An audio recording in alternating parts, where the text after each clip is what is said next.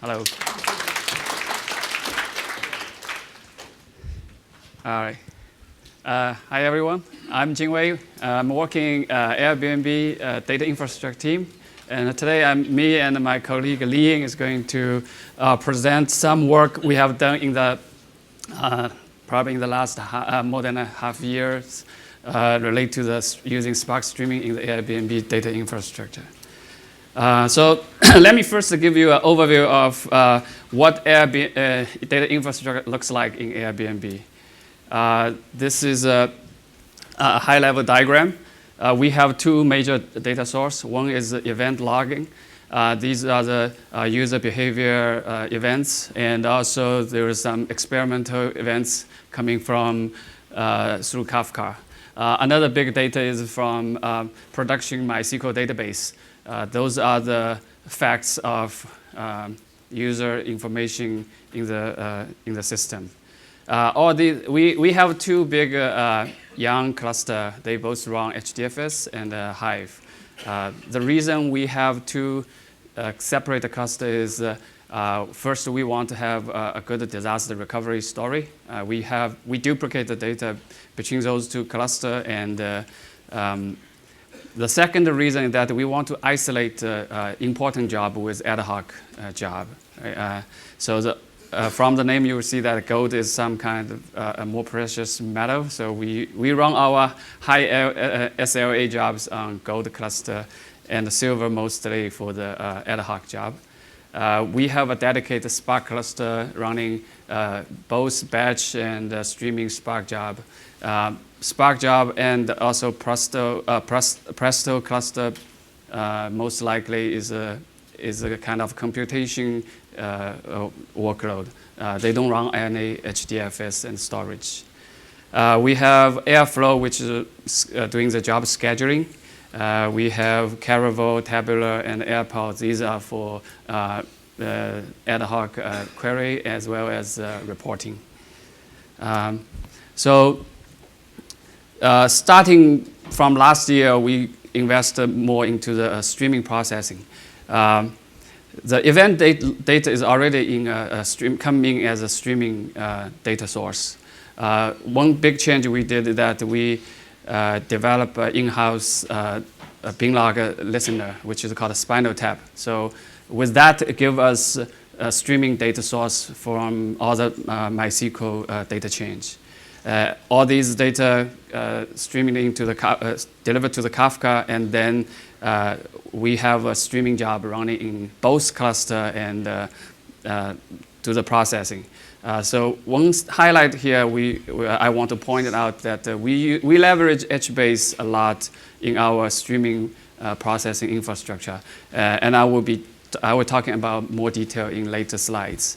The destination of all the streaming process can be Datadog for monitoring purpose. We also use Druid for the OLAP workload. We can also send those results back to the Kafka and for the other consumer to further consume these results. We also have Presto to query the real-time computed snapshot on top of HBase. Okay, so since we started using streaming, over the time you will learn some lessons. We found that Spark streaming is really good of processing a simple stateless computation. Right? You can define, you can model your job as a source, computation, and sink. You consume some data. It is a D stream. It separates into the data frame for each interval, and you can run computation on top of that, and then you deliver your data. So far, so good, right? Then, with the more application, we found that in many cases we needed to refer the data stored in the data warehouse. Let's say you have a user information events flow into the pipeline, and you want to look up into the data warehouse all the detailed information of that particular user, where their location based on, et cetera, et cetera. We can leverage the updated state, the in-memory infrastructure provided by Spark. But in many cases, those data are too large to be consumed by using the in-memory infrastructure. So we start to having problem. And then things become interesting when you have multiple data sources. Like you need to really align the data properly by the time, and they will be processed within the window, and they needed to access the data from the data warehouse as well. On top of that, we will have batch job, which run the same computation and access the data from the batch static data source, and they all write to the Hive data warehouse. So all these things, with more application we develop, we found that the life has become really difficult for not only for the data infrastructure engineer, but for the other data engineer and the data scientist. So the first thing we look into this, that how we can simplify and unify those batch and streaming infrastructure. So we develop a system called Airstream. The idea is actually quite simple. It is built on top of Spark streaming and the Spark. But we try to define the computation in 3 parts. Define the pipeline in 3 parts. The first part is the source. Source, you can define where the data coming from. It can be Kafka, it can be Hive table, it can be HBase table as well. The computation, mainly we leverage Spark SQL because we believe it is easy for data scientists or the normal users. They are more familiar with SQL syntax. And also Spark SQL has you can have a Hive backward compatible syntax. Right? We also provide customized computation in case people will need a more advanced, or maybe they are more familiar with the Java API or Scala API. Right? Sync is there is a prebuilt set of sync that people can use. The data can be delivered to HBase, Druid, and other service easily. So everything is wrapped by a simple configure file. You define your job using configure file, and there will be a driver translate this into a Spark streaming job and run in production. The good thing that the same configure file can be translated into a batch job. So you will see that the computation part is actually pretty similar for both streaming and batch computation. So you can use a different driver, run your pipeline in batch mode to maybe do the snapshot or reseed your data.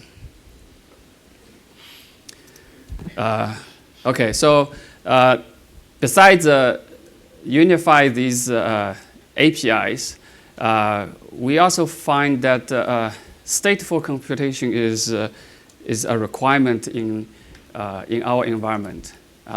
Mainly there are 3 usages, right? First, you need a place to actually merge your changes. What I mean that you have the streaming data source normally gives you a delta, right? or some incremental changes. So if you want to leverage the streaming infrastructure to generate a full view of your data, you will need a place to merge your changes. So that's one usage of state store. Second is fast lookup. In many cases, the streaming data doesn't have the full information that you want. You need a place to get the additional information. Normally, this will end up as some kind of join. The last is that you will not have just one streaming job, right? In your system, you will have multiple streaming jobs. They running in different time interval, different starting stop time. So you will need some store to communicate between the streaming jobs. So in our case, we use HBase. There is a couple of reasons that both of us have previously used HBase, and it works really well with and scale to our needs, right? And also it's kind of quite reliable. one advantage of HBase is that it integrates with the rest of Hadoop's ecosystem very well. It has a Spark connector, HBase Presto connector, and a Hive connector. It has rich functionalities, support scan, put get, and also counter simple aggregations. So after we choosing HBase as a state store, the first thing we want to do that we build some operators that we can interact with HBase in the Spark system, right? This is something that we wish that Spark has native support, but at this moment it doesn't, right? So what we add is that the first thing is a full table scan. People can understand that easily. So this works well with the small tables. For the large table, you really don't want to scan the table and load it in memory. We provide the key prefix lookup. These are very useful to the point-based fetch. We have 2 versions of update. The bulk uploader is really useful for the case where you need to ingest a really large amount of data, and also in the residual snapshot. Simple aggregate is another thing that people it's very useful. Like let's say you have a counter you want to just simply increase or decrease while you processing your streaming data. So the HBase has a native support. You can just do one statement to do that operation. You don't need to read the data and then write back. With all these operators defined, we can use that to form a DAG to do the state computation, right? So you have input date. If you needed to do some key lookup, you can stick your key lookup operator into the DAG. And the semantic is basic left out join. And then based on the result, if the key exists in the HBase, you will get the result back. Otherwise, you will get null value. Then based on this, you can decide what is the new value and use update operator to update your state. Another issue we have when we use the HBase that you need to carefully design your key space. First, your state will be really large. So the first thing you need to do is that you need to shard your data. The simple strategy is hash. We use hash to hash based on multiple keys and use that for the load balance. Well, if you do the simple hash, then you will have problems when you do the prefix-based lookup, which means that you don't have the full. If you don't have the full set of key when you compute the hash, you cannot do the easy lookup, right? So that's something we needed to be careful when we design the table. In case we needed the prefix-based lookup, our hash has to be based on the prefix key. So this is how we do the secondary index in the HBase, basically. Another thing we found it's important that write performance. So when you ingest lots of data and each task will write to it could write to multiple HBase region server, right? So one simple trick you can do is that if you pre-partition the data and make sure that your task is only writing to one region server, your writing performance will improve dramatically. So that's one point. Another thing that bulk upload is really handy when you're dealing with a large amount of changes. So this is a user case that we build in the Airbnb. So imagine that you have experimental real-time kind of feedback streaming job you want to build, right? So you have two jobs. The job one basically taking the experiment assignment events, so which means like it will tell you, oh, this user belongs to this experiment and this treatment. There was a certain combinations. So that information gets updated into the HBase, and also we send it to Datadog for the monitoring. At the same time, the second job, which has all the booking events, let's say. So it can use the lookup operators operator to check the HBase based on the updated information from the experimental assignment side, and then compute statistics and send it to the Druid for the OLAP kind of analysis. And everything is defined in one Airbnb Airstream configure, and they are launched as one job, one Spark Stream job, I should say. Another big user case is the real-time data ingestion. I already mentioned that we have two type of data source, right? We have MySQL changes, we have the events. They both ingested into the data warehouse in real time and stored in HBase.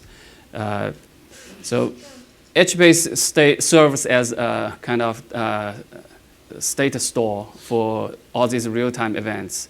They get periodically dumped to the HDFS for batch pipeline to further analysis. They can also be queried through Presto, Hive, Spark in real time. With those query engine, you can actually see the near real-time image of what's in the MySQL database or what is ingested events. So everything is built on an abstract layer of the using views, and people can query them in a uniform way. So to support this kind of infrastructure, there was two problems we needed to tackle again. So first, from the HBase, if we take a periodical dump, it takes time. Each table probably take 10 minutes to dump to the HDFS. Like if you have 100 tables, then this doesn't scale, right? So one thing we leverage is called HFile links. Basically, it's a snapshot of HFile, HBase at the HDFS level, and then we restore this into a separate directory, and then do the dump on. Then we expose this data directly through View to the user. So that way we can dump hundreds of tables in really short amount of time, and making hourly dump become possible. Bulk load is another thing that when you needed to reseed your HBase, you really need a faster way to do the reseeding. So we use HBase bulk load. So now, again, so this is a real-time ingestion. The first case is air events that we ingest into the system. So two things we needed to do with the ingestion air events. We needed to dedupe the events. So events could sending from mobile device, different logins. So quite often you will have duplicates. So we need a place dedupe based on the unique ID. Second is that different type of events needed to be dynamically partitioned into different Hive partitions. So it used to be done through some Hive job. Now we leverage HBase. So as long as you store your key type name, as long as you store your events, unique ID plus the type in the HBase as a key, you actually get the dedupe and the partition for free. Right? The second case is much more interesting, actually. So this is where we do the streaming-based database exporting. So you have the relational database. All the changes happens in the relational database. How we can leverage the Bing log listener to get a near real-time snapshot of relational database. Right? So what we do that the changes send to the Kafka, and using Spark job loaded to the HBase. HBase will merge the changes and form a view of the database snapshot. So this is what looks like in the HBase, right? You have the key is a sharded key, database table name, and primary key. And each column in the database will stored as a column in the HBase. The version you can think as a timestamp, the row change a timestamp. But the tricky part is that the MySQL bin log doesn't work based on the timestamp you get, right? So actually, the timestamp in each bin log message is the time when the statement submit. It's not the time when they commit. You need to maintain the proper commit order of your changes. Otherwise, you end up with incorrect result. So here's an example that you have all the commit timestamps. In some case, the time could order, like the later times, the later change could commit early. But the bin log ordering is correct for the database. So at the point in time restore semantics, that when you want to restore to a certain point, let's say want to restore the database to one point time of 102, you stop at the place where you first find a timestamp which is larger than you want to restore to. So to do that, we actually record all the changes in the HBase, each events in the HBase, and then we can scan the table and find the first bin log offset that satisfies the requirement. So in this case, 101 is the one that we should stop. We use this timestamp basically when we dump the snapshot from the HBase. We use this timestamp as the upper bound, and then in the HBase, we actually use a bin log offset as a timestamp to do the proper merge. So the next thing I want to talk about a little bit more about operations. So with all this system in place, and more users start to using them, they love it, right? And one big problem that you have one single Kafka source, but you have lots of jobs to consume from that. So you have stream job 1, 2, 3, 4, and all of them running in the cluster, and your Kafka broker start to get overloaded. So but since they are consuming the same data source, we can actually consolidate all these jobs. Right? This is one way to scale up our the consumers.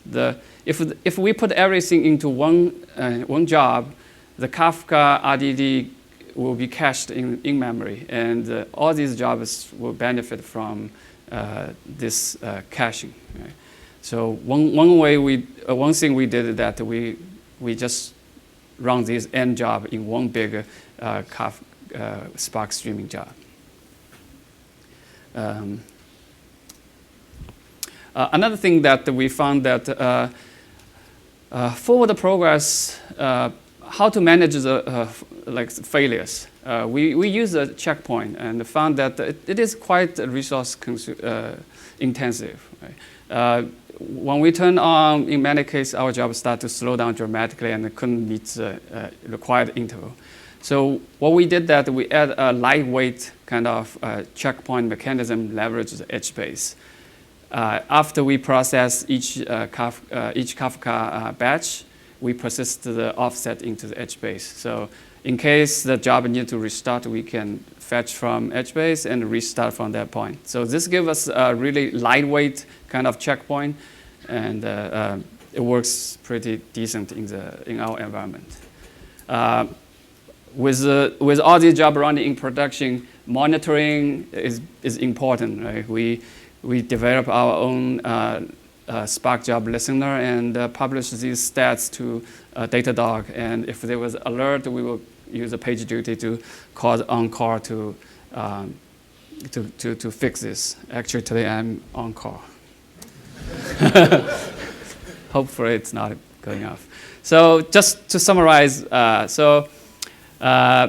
the first thing we want to do is that we want to simplify, unify stream and batch processing. We want to make data engineer, data scientists, those users' life much easier than us, right? The second thing that we want to provide a rich stateful computation framework. We wish that this is something built into the Spark and the Spark stream. At this moment, we feel like it's still kind of missing. Right?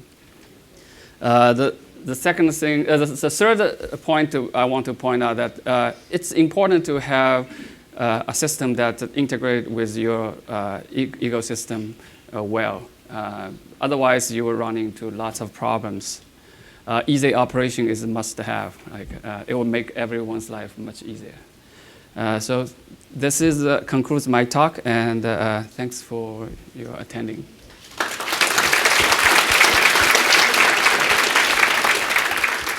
We have time for a few questions. Just raise your hand, I'll bring over.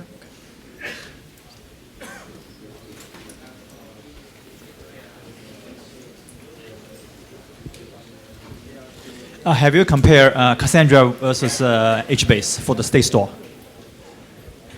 Okay.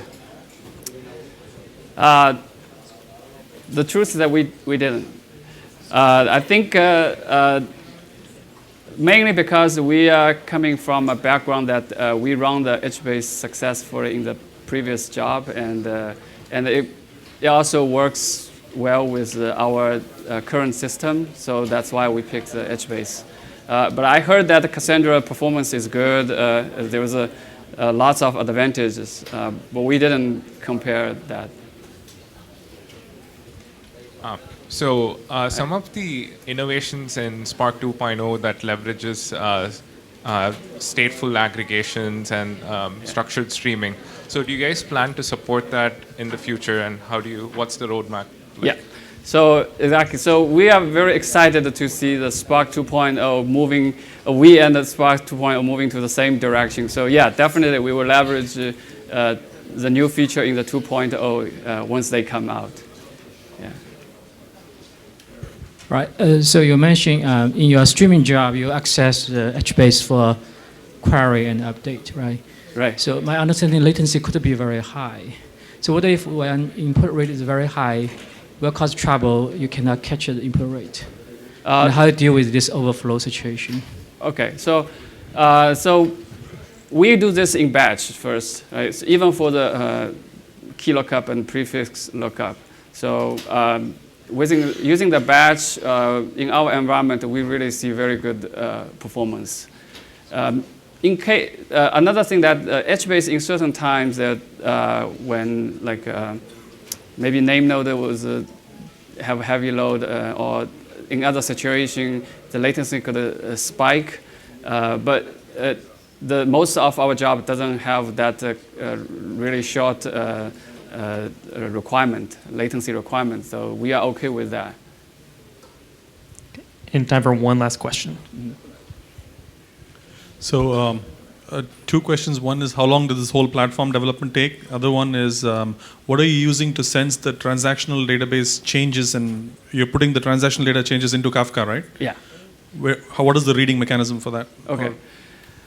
So first, the whole system is probably take us a couple months, like less than half a year to develop.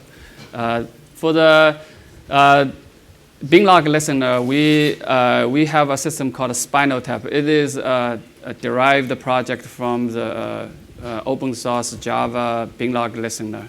So yeah, that's what we use. Yeah. Awesome. Let's give them a big hand. All right. Thank you.